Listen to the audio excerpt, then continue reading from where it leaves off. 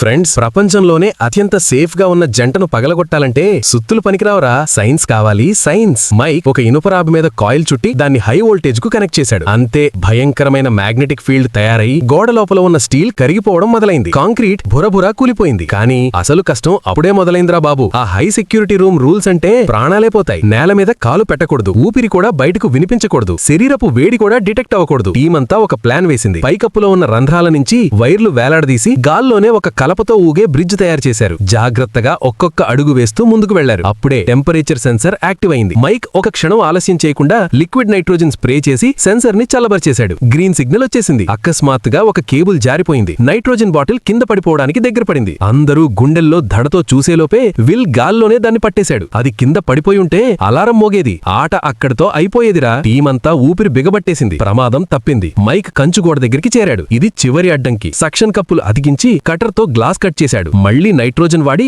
గాజును చల్లబరచడంతో అది కుదిరిపోయి మైక్ వెన్నలాగా జారుకుని బయటకొచ్చేశాడు. అతని ముందే సియేరా రికార్డర్ మెరుస్తూ కనిపించింది. అయ్యా, అయిపోయింది అన్నట్టు మైక్ ఆనందంతో దాన్నెత్తుకున్నాడు. కానీ అక్కడే ఒక ఘోరమైన పొరపాటు జరిగిపోయింది. ఆ రికార్డర్ కింద ఒక హిడెన్ వెయిట్ సెన్సార్ అమర్చుంది. మైక్ దాన్ని ఎత్తిన క్షణంలోనే అంతా పరిస్థితి పూర్తిగా మారిపోయింది.